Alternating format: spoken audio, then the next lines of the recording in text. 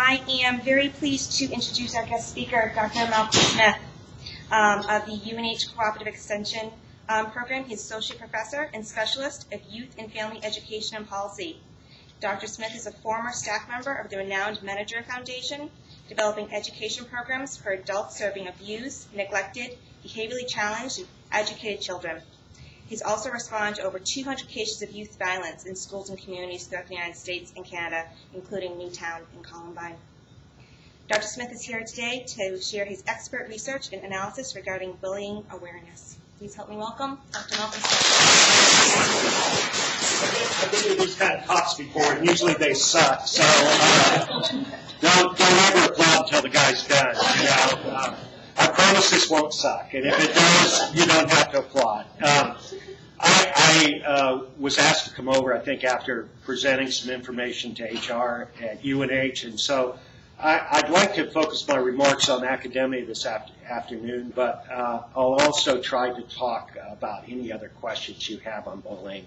It's a subject that I've been studying for about 30 years, and I'm, as a researcher, I'm concerned, but as a father, I'm deeply worried about our culture and where we're going. And bullying is not something that affects just people in schools, as you know. It affects people in the workplace every day. We at UNH, in our culture, I feel, have a lot of reasons, which I'll discuss later, why I think bullying thrives within our university environment. And we can talk about that too. But among our young people, it's reached epidemic proportions. Right now, the estimates from the Center for Disease Control, specifically for Massachusetts, New Hampshire, Maine, and Vermont, are that somewhere between 38 and 52% of our high school and below students, kindergarten through high school students, will experience a serious incident of bullying every year. So it's a crisis that's affected many people. I hope all of my, I'm going to turn my email off. I just realized you've been getting all the messages that I get from all over the country, so that'd be weird. Before we start, though, I bring a lot of biases to this work, and I think anybody who presents scholarly work should, as a good feminist, present their biases, and I'm going to let you know mine right up front. I have been personally affected deeply by bullying in my own life, and that's why I began this research passion. And when your passion, many of the faculty here know when your passion intersects with your scholarly work, sparks can fly sometimes. And mine flew in 2010 when I was allowed to write a good portion of the 2010 Bullying Act that we passed here in New Hampshire, the School Safety Act, which at the time I believe was the most progressive bullying law in the country. And we've been copied now by 23 other states, and I think in this case plagiarism is a good thing, you know. So let me start, though, with this fact. Some of you during this talk, and you're a small audience, so I may not get as fired up as I usually do, but some of you will think, man, did I come to a Baptist meeting, or what's going on here? And some of you will be saying, man, particularly these beautiful women right here are going to be saying, man, I wish this old professor quit spitting at me. Some of you will be thinking, I wish he'd take his medication, you know, I wish he'd calm down. But I had to be here today when I was asked, and whoever is here today was meant to be here. That's what I believe. I am not from New Hampshire. You can probably tell that right up front. I still, after all these years here, 6 years at UNH, I'm still trying to figure out what you guys do with your R's and where they went. So I'll show you what my school looked like. This is where I'm coming from. This was my grade school, and no, I'm not 200 years old. This was our system of education in Kansas. It was a loosely strung together group of buildings across a very vast prairie that we called one-room schools. And when I look at that picture, part of me wants to cry to see the dilapidation of that building that I love so much. And part of me wants to just see it resurrected in all its glory. I look there and I see a picture of Miss Bucala Deloach. She was my teacher when I was in that school. And, you know, when we passed the new bullying law in the state and teachers all over freaked out and they came up and said, oh my God, you know, you want us to do something else. I just kind of laughed because my teacher, Miss Deloach, she would get there at about 5:30 in the morning to start the coal stove. Well, you can see there aren't many trees in the way there. In fact, the dad put us in the truck one Sunday after church, drove us 30 miles to show us what a tree looked like, you know. So that was not something we had a lot of, and so coal was sometimes scarce. And sometimes Miss Deloach would have to go out of the prairie there and seriously pick up cow chips to burn in the stove. And then she did one thing that I wish we would, at UNH, I wish at every public school in the country we would do for our students. And I try to make it a point to be in the hallways you'll see me outside the building and in the hallways and on campus grabbing a student and giving them a hug or a good morning or a welcome, because my teacher always did three things that made us want to learn. The first thing she did when she met you there at the door was give you the biggest hug you'd ever had. And I'm just saying, she had these huge bosoms, and it felt so good, you know. K through 12, 25 students in one school. And it didn't matter whether you were senior or, you know, a little one. She'd pick you up and hug you. And then she'd ask you three questions. What did you have for breakfast? Because she knew instinctively what we know, our research at Extension shows, that kids who don't, as many of our students in New Hampshire who aren't taking care of their body well, cannot get good scores on tests. And that's true of college students and graduate students and everybody. And if we said, well, run a little late, Miss Deloach, I was doing the chores, I didn't get any breakfast, or we didn't have any food in the house, she'd walk you inside to that stove where she had the best pot of cereal you ever smelled. Second question was this. It was a question of faith and trust. She looked you right in the eyes and said, how are you feeling this morning? And we trusted our teacher. We knew her as well as she knew us. And she could see if we were a little timid or a little sad or a little peaked that morning. If we said we were physically ill, she had this nice cot with these homemade quilts over by the stove. She'd put you in and maybe give you a bowl of that cereal and tell you to come to class when you felt like it. Of course, class, there was no way avoiding it. It was about 8 feet away. So, and then she meant by that, how are you feeling emotionally, mentally? Because my teacher knew instinctively what we know now, that if you want no child left behind, if you want good test scores, you have to look at the whole child. If you want good academic performance out of the students here at UNH Manchester, you have to look at the whole village. And I think we've done a very poor job of this in higher education.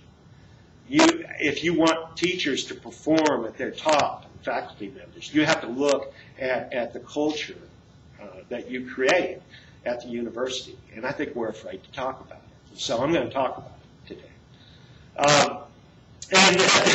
You know, I love my school, needless to say. In 4th grade, I met a little girl, the weirdest girl I'd ever seen. She was from this strange, foreign, exotic place called Ohio. And so we all immediately fell in love with her because she, oh, don't read my email, okay? I don't know how to shut that off. But so anyway, so she loved us, and this little girl and I did something about 4 weeks later. We all wanted to be her best friend because she was exotic, you know, and strange, talked funny. You know, we'd say, hey, you want to go down to the Jones store after school and get yourselves a pop? And she'd just look at us, and then a little light bulb would go on over her head, and she said, oh, you mean you're going to the market for a soda, eh? And we just stare at her. She had these metal things on her teeth we'd never seen. It was pretty fun to watch her get food stuck in them. You know. I wanted to be her good friend, and I did something we'd never let a child do now in the age of HIV and AIDS, but I stole a safety pin.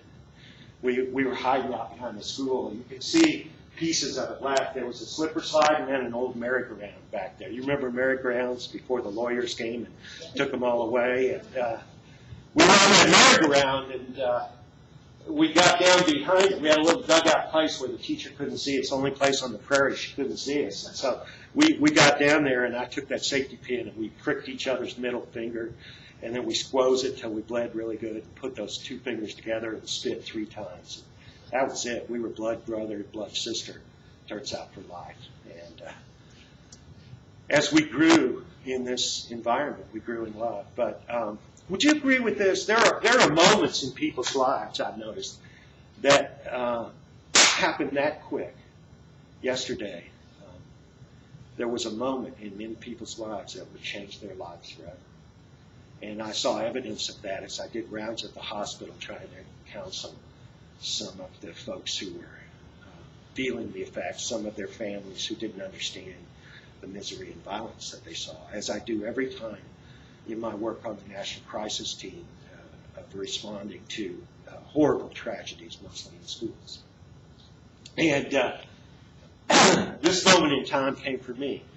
It was the first day of my sophomore year. See, at the end of our freshman year, all the dad's pickups pulled outside of this little house, little schoolhouse, and the State Department of Education declared something in a bad economic time, like we're seeing now, where there was school inequity, as we're seeing now in the state of New Hampshire. And their solution, instead of to try and equalize the schools, was to close the little rural country schools in a movement called consolidation. And I found out that I was going to go from this beautiful little building and ride something I'd never been on called a bus. This was the beginning of my sophomore year. I was going to have to ride this bus, and I was going to have to ride it for approximately 58 miles to this building. Now, to a person like me who had never been in a 3-story building in their life, who had never been to the town that this building was in, that had never been in a building that housed 2,500. So I went from a school of 25 to a school of 2,500 on my first day of sophomore year. You can picture me and my blood sister standing out waiting for that bus. She'd ridden one before, so she told me it'd be okay, but I didn't believe her. I was scared to death, and I had a fresh pressed white shirt on. I pressed one kind of for you this morning because first day over at school. And so I got on that bus and we rode, and this guy pulled up. Of course, he was big, heavy set. In those days, everybody smoked, and he was smoking a cigar. The driver of the bus told us to get in the back. I sat back there furiously scared, and I was clutching my best friend's hand. No one had prepared me for this bus ride. So the cigarette smoke, and when you sit on the back where he told me to sit, it mixed with the diesel back there, and my stomach was upset. I was feeling awful. We pulled up right outside this behemoth of a building right about there. And I got out of the bus and grabbed my friend's hand and bravely proceeded to march into the building. And when we threw those doors open, my worst fears came true. There were all of the senior boys in a yearly ritual no one had told us about, waiting for the new kids, waiting for the farm kids to arrive off the bus. And they were standing in a semicircle around a huge buffalo tiled on the floor. And as we stepped in, and us new kids, and we stepped on that buffalo, they grabbed us individually, slammed us down, held our heads down with their feet, and made us kiss that buffalo. And they screamed at us, and they yelled at us, and they spit on us, and they kicked us, and my white shirt was covered with soil. In 30 years of studying the human mind, first with my teacher, Dr. Carl Menninger at the Menninger Clinic, and later here at UNH, I can tell you something that I know for sure about the human mind, that fear and anger are contained in the same part of the brain, the amygdala, that they are really two sides of the same emotion. No longer do I feel that fear and anger are primary emotions. I think fear is the primary emotion and anger is a secondary emotion. You show me the meanest, toughest, orneriest student who comes to this campus, and I'll show you someone who's outside the world. Their worst fears are coming true. And I found that rule to generally be true in my work on the National Crisis Team. That fear and anger hold each other's hands. And so here I was about to die, tears of rage now flowing out of my face. And, you know, the most embarrassing thing you could do the first day of your sophomore year is cry. My blood sister, she saved my life. I tell students and teachers all over the state that if there's one thing you could do to someone who's being ostracized, outed, made fun of, put down, mercilessly harassed, it's to ask them this question: who's got your back? Who's got your back? And if the answer is nobody, our response should be, I do. I do. And the day that we learn that lesson in academia is the day our culture and environment will change. That's what I believe. But my best friend bravely jumped in there and grabbed me out of that pile of kids. She pulled me back, and she reached discreetly in her purse and pulled out a handkerchief and saved my life. And then she slowly helped me negotiate this building that I had no idea how to get through, up to the third floor of the science hall back here, where my first hour class was. As I was walking and teachers were coming upon this scene of ritual there in the front, the teachers said things like this: oh, they're doing it again. Boys will be boys, you know. They do it every year. It's a rite of passage. And as she sat me down in a crumpled heap in the back of my first hour class, the teacher looked at me, saw the tears, saw my red face, saw me put my head down, and said nothing.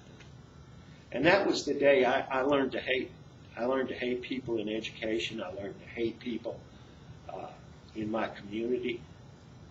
The anger became my motivation, as it has in many of the crisis teams, including we'll find in the one that happened last night. And the only thing that saved my life was my best friend. We I met some other kids from the country who felt the same way as I did. We started to do what kids all over New Hampshire who feel alienated, isolated, and even some students at this college will do. That bus would pull up right outside of that building.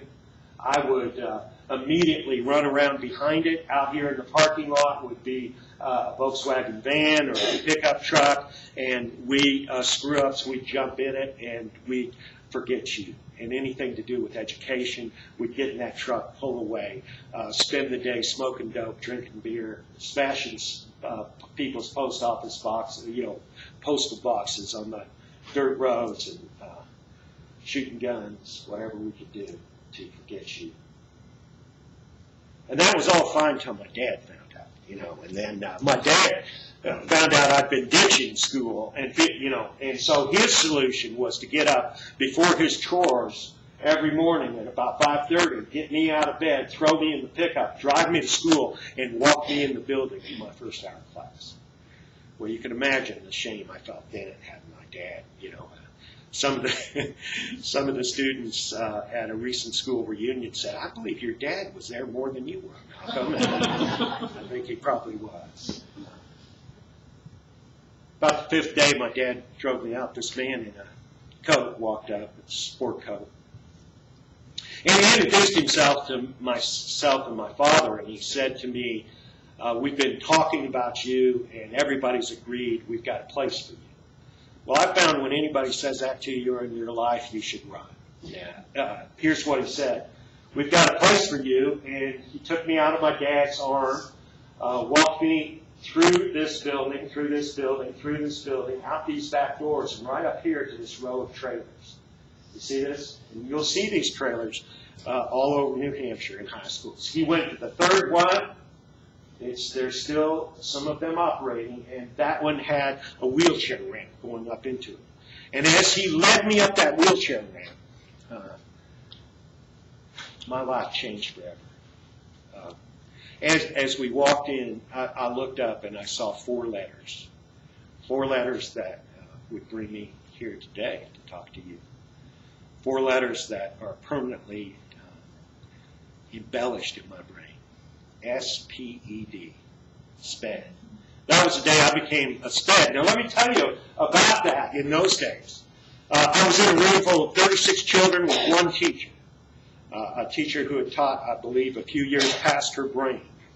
And we were gathered in this room, 36 of us, with a variety of difficulties. There were about 5 kids who had what they called behavior problems. That was me, behavior problems. That's BP. That's what they called us in those days. I was a BP SPED. And then there were the rest of the children who were facing very serious disabilities and challenges in their lives. And I, at the time, didn't know anything about that. Now, as a professor, I certainly know about all these things. But at that time, I didn't understand what hydrosis fallacy and microcephaly, what we used to call mental retardation, meant. Now we call developmental disabilities. There were children with all forms of disability. There were children who had no legs. There were children who had beautiful minds, but their shaky bodies riddled with cerebral palsy, couldn't move. There were children in wheelchairs. There were children who were deaf. There were children who were blind. There were children who were deaf and blind. And we were all thrown together in this trailer all day long. And the days I showed up, to me, were pure torture. They would, for instance, while the kids in the building were planning prom, thinking about who they were going to date, they would have us out in the SPED trailer, all 36 of us, doing what was called worksheets. I was a sophomore in high school. I was circling pictures of policemen and drawing a line over it to police cars. I was out in the SPED trailer while they were having a Model United Nations debate. I saw other kids that I knew going into the building with lots of racks of cards for their debate, and we were out in the SPED trailer that morning learning how to iron and watching Captain Kangaroo on a black and white TV set. Now, I can iron a pretty damn fine line, but I don't think that was an education. But the worst part of my day came at 12:30 every day, because at exactly 12:30, like clockwork, my teacher would go out front of that trailer, and out in that road there, she would lay out the biggest ship's rope you've ever seen. It was about as long as this auditorium, about this big around, and it had 36 handles sewn into it. 36 handles. And each of them had a masking tape name on it.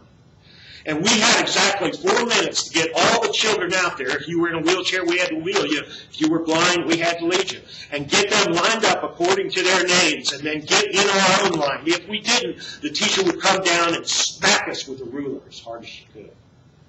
And we get all lined up. She'd get in front of that road, and then she would march us like a big damn SPED parade right across this parking lot, right into these doors right here, right into this cafeteria where about 800 students were eating lunch. And then we heard, SPED! Hey, look, here come the SPEDs! And they'd run over and pull that rope and watch us fall down. They'd kick the kids in wheelchairs over, watch them fall out of their chairs. They'd push us down and spit at us and throw peas and pizza in our face. But 30 years later, the thing that motivates me, and I cannot forget, is that for 2 years, not one person in that school, no teacher, no student, ever asked me to sit at their table. Well, looking at this now over a lifetime, I believe that you can get mad and become destructive over incidents like this, or you can get even. And, you all showed up today to hear a SPED talk. Can you imagine that? You better be damn careful how you treat the students on this campus who are a little bit different, who have challenges that you can't fathom. You better be careful about how you treat people who look differently than you and act differently, because we come back to haunt you. You know, now students pay thousands of dollars to hear what I have to say, and I teach them about this because it is the most powerful thing that ever happened in my life. Oh, you know, when I graduated, there was one thing that saved me. Graduated. They wouldn't let speds walk across the stage. How would that look? They sent us a letter. You can see it in my office. Teresa's seen it over there. They sent us a letter. It says Malcolm Smith is a provisional high school graduate. They wouldn't even give me a real one. And it says SPED right on it. It's hanging next to a few other pieces of paper. And, most proud one there is that I'm a certified Kentucky colonel. But we'll talk about that later. Now, how did I survive this? One person. At 2:32 every day, a white 1962 Pontiac would pull up outside that trailer right there. And this crazy girl would get out of it, come bursting in the doors of that sped trailer, grab me by the shirt collar, pull me out, throw me in that car, and we'd just drive. We'd drive till I got all the venom out of me, and then she'd take me out for coffee or Coke. She had my back. Never once did my friend call me a sped, and never once did we talk about that. She treated me like a normal friend, and that's what it took. And she taught me to believe in myself. The last day of school, she walked up to me and she said, "Guess what?" And I said, "Oh, this girl's crazy. I have no idea what she's got up her sleeve." And I said, "What?" It's last day of school. She's just gone across the stage. I got to watch. She walks up to me and says, "Guess what?" And I said, "What?" And she said, "You are going to college." Now I laughed so hard that snot came out. I gotta say, last thing I was going to do was go to college. She said no. I looked all over the state. Kansas has a law, it's still on the books, that any student, no matter what their high school experience, must be accepted if they apply to a state university. And she had found that the Kansas University had a special program for mislabeled Kansas students to go to. And she thought I would fit in there. Yeah, I don't know what made her think that. But anyway, she thought I'd fit in, and so she not only got the application form, she filled it out, signed my parents' names to it, mailed it in, and got me accepted to Kansas University. Well, I thought this is easy to get out of, because my parents can't afford that. Oh, she said, "Oh, no, wait a minute, I didn't tell you the other part." She said they had a scholarship contest for a full ride to Kansas University for mislabeled kids, and I wrote an essay, signed your name to it, mailed it in. I got here by plagiarism. I'm just saying, I'm just saying. So that next fall, we loaded up in a car and drove 360 miles across the state of Kansas. I fell in love with college because no one at my university at that time treated you differently. We didn't have the problems that we have now. Why is it so different? We'll talk about that in just a second. But I got to the great equalizer of college, and I loved it so much that 30 years later I'm still there. It was a great party. In 1991, my life changed forever again. I had graduated, gone to work for the Menninger Clinic, where I met my teacher, Dr. Menninger. In 1990, my friend had called me. She had graduated with a degree in accounting and did something those of us who went into education never do. She made money. And she was sitting on the floor of the American Century Building in Kansas City and called me in 1990 at about 5:30 at night saying, "I've been up here looking at my bank balance and it's full, but like some of you, I imagine, at some point in your life, it said, my heart is empty." And she said, "I'm going to give it all up. Who's writing me now? Okay. I'm going to give it all up. I'm going to go back to school because I've heard the calling to be a teacher." She believed that being a teacher was the greatest thing you could do in life. And I really encouraged her to take this leap of faith, and she did it. September 1st, 1991 was her first day of public school teaching. She taught in Kansas City. And on that day at 2:32 in the afternoon, bullying struck my life again. She had taught her first day. She'd been so excited, she called me at 5:30 to ask me what she should put in her purse. And because she wanted one of those purses like Miss Deloach had, you know.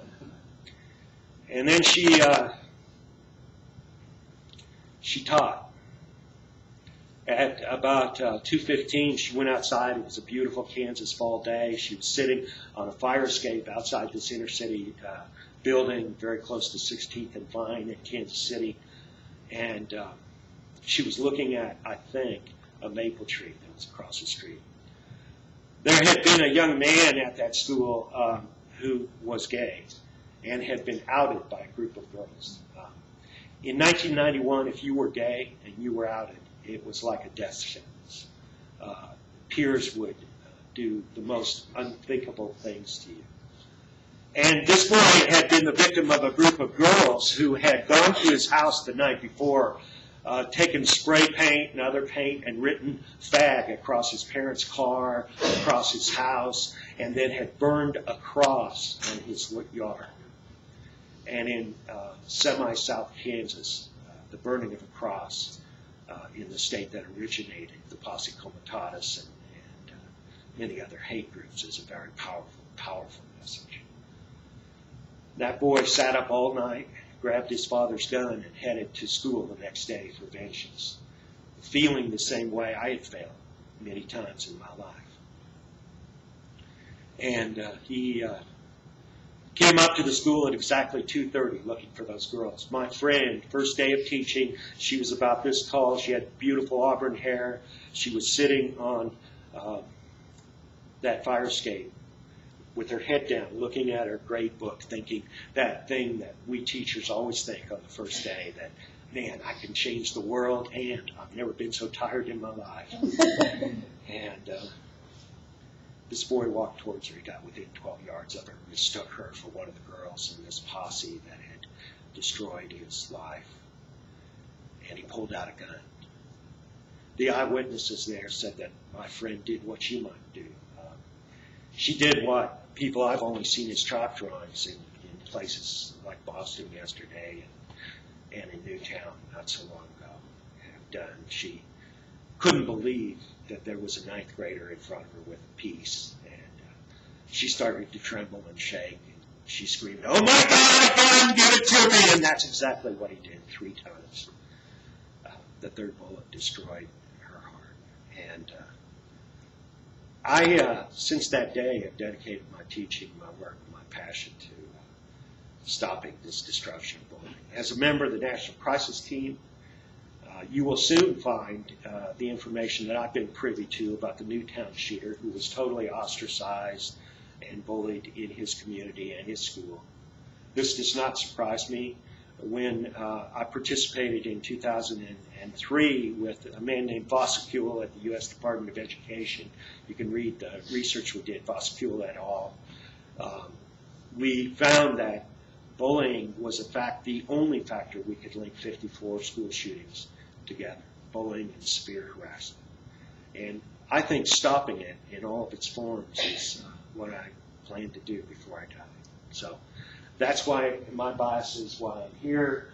My research has led me some interesting places. I always take that picture of my son with me because he's now 25 years old and living in our basement. And I just want to embarrass the hell out of him. So, that's why that's up there. I can help you with this bullying thing if you can help me extricate a 25-year-old from my basement. And I've served on the National Crisis Team for extension. What I do is I'm a blue-collar scholar. My job is to take the research that all of you do and make it useful in the community. And so we don't spend enough time and energy and work here, and I was really glad to be invited today. As a response to my experiences, I began to study this earnestly. I began to get involved in policy. And as I said, in 2010, we passed what I believe to be the strictest law in the nation. What is this thing I've been talking about, bullying? Well, we defined it in New Hampshire in a way that's very different from previous definitions. First thing you see here is this paragraph in our definition. It says a single incident or pattern of significant severity involving written, verbal, electronic, or physical. Well, we had no definition before 2010 in the state. No definition for workplace bullying, no definition for school bullying. And so defining it was of the utmost importance. Why? Because the Center for Disease Control was saying 30 to 50% of our kids were bullying, but when you looked at the school reports, we had a 0.001% bullying rate in the state. Something wasn't right. Well, if you can define it however the hell you want, and you're a little nervous as a school district, you'll define it so nothing fits that category. And that's exactly what people are doing. So we tried to seriously define it. And if you look at that definition, what's different about our law than most previous definitions you might have looked at? Yeah, it's that second word there, a single incident. And the reason that showed up in the law, just to be quite frank, is that while we were writing the law, a group of students, teachers, parents, really motivated by Carol Croteau and a group of parents called Bully Free New Hampshire, whose children had all been having severe reactions to bullying. There were 5 parents in the group whose children were being treated at UMass for post-traumatic stress, and I'm talking about 6- and 8-year-olds. Who had been exposed to bullying. And that's the group that started this movement. But while all of us, lawyers and legislators, were all working together to write this law, there was a simple act in New Hampshire. A girl walked in. Now, this verges on sexual harassment, which is different in the law, but it is a form of bullying. And I just want to show you what happened and why a single appeared in our law. A girl walked into a locker room and was mad at another girl at a high school here in New Hampshire. She had her iPhone with her. She took a picture of that girl taking a shower at full frontal. She went down the hall, uploaded it into her cache on the school computer, took some liberties with Adobe Photoshop and enlarged certain parts of this girl's anatomy, and then texted it or emailed it out to every member of the student body to rub her nose in. If you look at that, I mean, this is all the general stuff in any definition, but if you look at that, in one act, in one 8-minute period, she was able to cause substantial emotional distress to a pupil. She interfered with that pupil's educational opportunities. It was so pervasive as to create an intimidating or threatening educational environment, and it certainly disrupted the orderly operation of school. So you see, with the internet, what we realized is that not only can it be one incident, but one incident will exist forever in the otherworld. And what's different about bullying today? I'll get into that in just a minute. But so this is the first test that we gave teachers. And if you understand this, you can recognize bullying on this campus. But this is not very useful, because there are a lot of behaviors that would seem to fall into this category. But remember, this is the first test. The first test says, whatever this incident is, it has to rise to the level of interfering with your right to an education, which would be key to think about here at UNH Manchester. But the second part of the law is the best part, because it's the part I wrote. So are you ready? Here it goes. This is the second test we gave. We said that bullying would also include actions to be motivated by or to represent an imbalance of power based on a pupil's actual or perceived characteristics. So if he and I are shoving each other out here in the hall and I'm preventing him to go to class, and we're approximately the same age, I know he's much older than me, but if we're out there so we're out there shoving each other, and I'm keeping him from going to class, and we're both white, we're both seniors here at UNH Man. We are almost equal in every way. Is that bullying? Well, that's the test that teachers wanted. And the answer to that question would probably be no. Now, I might be breaking all sorts of student conduct codes, but I'm not bullying. Why? Because there's no perceived or real imbalance of power between See, unless I'm physically bigger than him, unless I'm of a stronger gender, unless I'm straight, he's gay. We began to see all of these imbalances of power, which exist on a campus like this in hundreds of different ways. So that's the two tests we put in New Hampshire law. And I have to say, when we first passed it, people were up in arms. And at Cooperative Extension, we went around and educated 100,000 parents and teachers over the course of 2 years in the state. We had county meetings, school after school. We got down to the brass tacks. We talked about, we're still doing this. And it's amazing. Once people grasp it, everybody got behind it. And it elevated the discussion to a higher level in the state. And thus, now I'm spending my time talking to my colleagues as much as I am talking to other people. So do you have questions about those two distinctions that we put into law? So what does it look like in academia? Well, about 200 universities now that we know of in the United States have put the word bullying into both their student conduct codes and into their professional manuals, the human resources or human relations manuals used by their faculty and staff. Because the university is a particularly dangerous place where bullying is. And usually definitions, if you look in the research clear back to '76, we were talking about it. Here's repeated and persistent attempts by one or more persons to torment, wear down, frustrate, or get a reaction from the other person.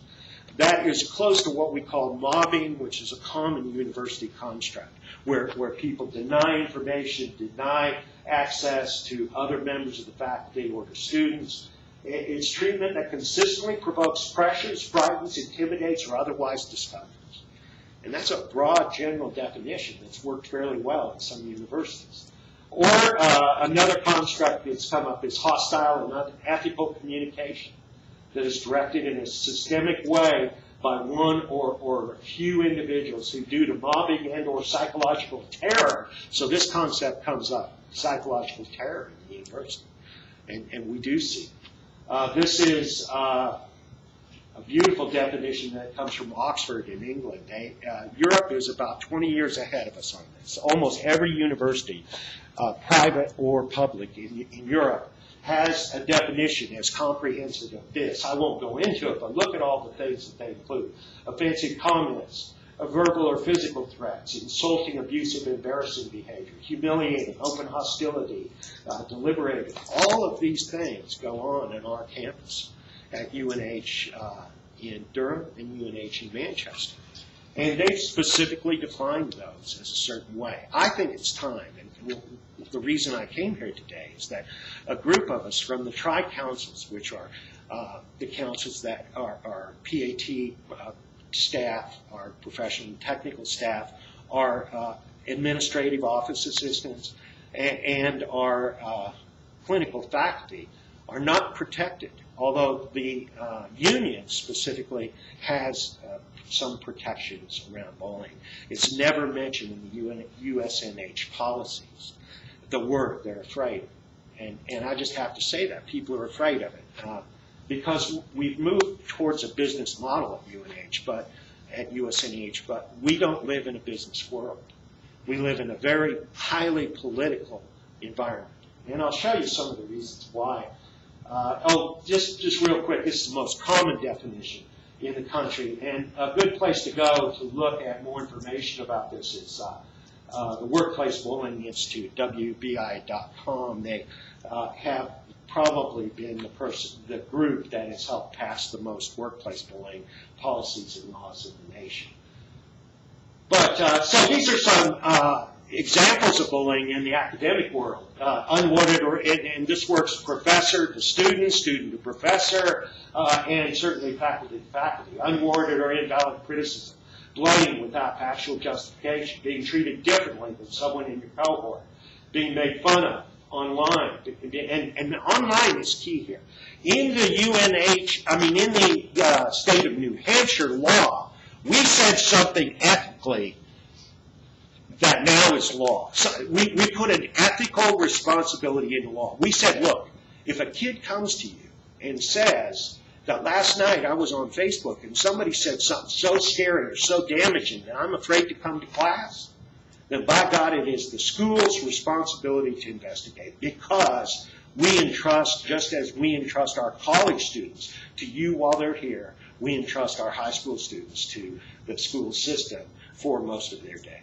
And you know what? At first, teachers balked, and then they said, this is a blessing, because now we can get at the root of things that are happening at the bus stop, things that are happening at the skating rink that spill over into school, but we never had the power before to investigate. So I know I don't have to belabor this point, but you should know in the largest workplace survey on bullying, now I'm moving, I mean, the detriments to kids have been well publicized. But did you know that in the largest studies, Ogby did the largest study with 7,700 respondents in the U.S., 45% of targets of bullying in the workplace have stress-related illness. So you see what that costs us as a university in various ways. They lose, this from the U.S. Department of Education estimates that 189,000 U.S. students from high school down to kindergarten miss school today. I wonder how many professors, how many students at UNH miss school today because of this epidemic.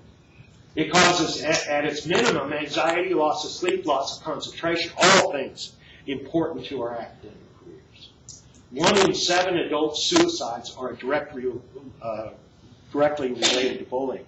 In girls right now, we believe that that's 1 out of 3 in the United States. And by the way, women-on-women bullying is one of the most prominent workplace venues right now for some reason. We don't understand it. But women-on-women bullying has been rising faster than any other group in the workplace. Of course, bullying results in a loss of job performance, a decrease to loyalty to UNH, turnover, lack of engagement, and certainly health deterioration. So, the stress effects, I mean, severe anxiety, PTSD, 47% of workplace cases, people had to get some sort of treatment for PTSD.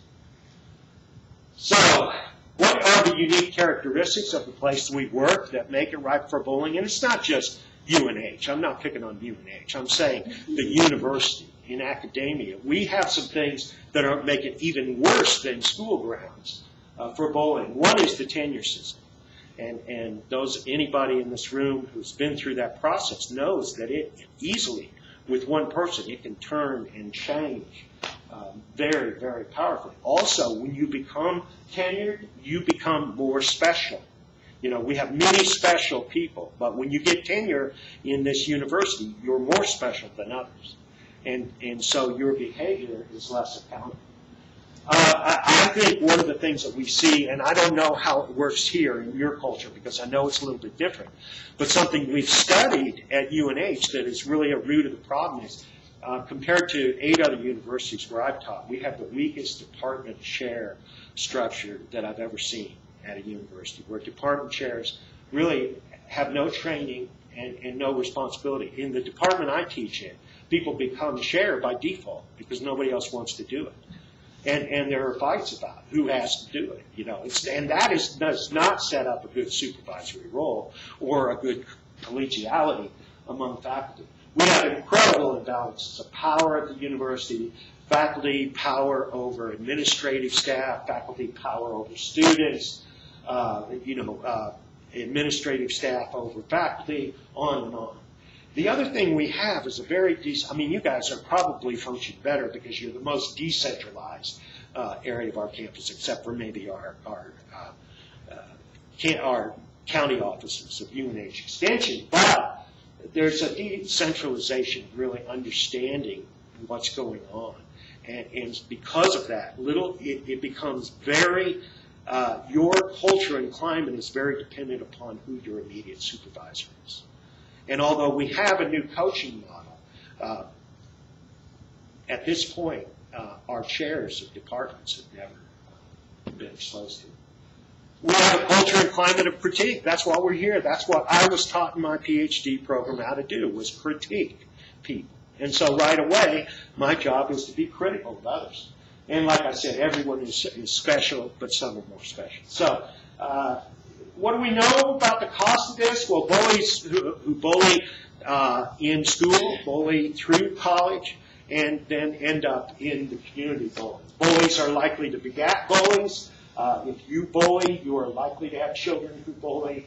It looks like the old days of child abuse to me, that we're just discovering the toll that these people take in our environment.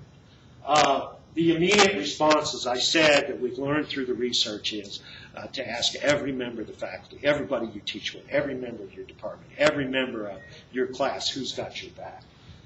That's the first thing. But I think we need to create a culture of civility here at UNH. And these are the recommended steps that other universities have taken. First, we need an internal survey of all faculty, staff, and students at the University of New Hampshire, indicating to us how bad this problem is. And for some reason, the administration has been incredibly afraid of us doing so. I've tried now for 6 solid years in a row to conduct this survey. So the Tri-Councils met and have decided to build a working team. There are 12 people appointed to that team. And our first request, which we hope that you will back, is to have, why not ask who's being exposed to this threat and what are some indications that we might do about it. Second thing, the administration has been reluctant to provide a clear definition of bullying. We want the word bullying in our student handbook and to say outright to faculty members and everyone else that bullying in our environment will not be tolerated, period. And you know, nothing changed in New Hampshire schools until we had that law. Now, I'll tell you, the legislature is looking at this. And so if we don't do it ourselves and lead the nation, as a university should in this effort, as we did at our state law, the legislature will fix it. We need an educational campaign for everyone. We need clear reporting procedures for bullying, and we need to ensure that there are no repercussions for people who report bullying in our environment, just like we did in state law. And we need to have conversations. And we need a statement of civility, that this university believes in civility. So that's why I came today.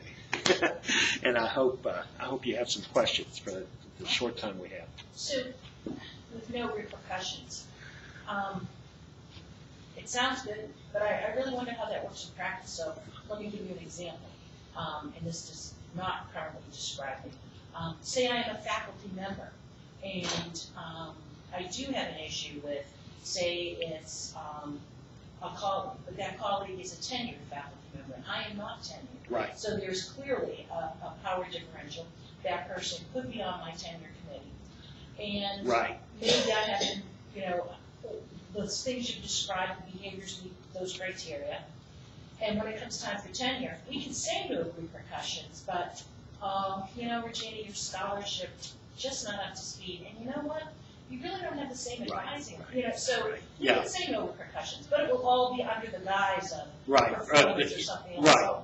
But at least we would have that protection. So then you would be able to go back and say, wait a minute, there was bullying in show of prior history, to have an open avenue to claim that this was an act of bullying. It gives us one more protection. We can't, a law is a guideline that says we don't tolerate this in our environment.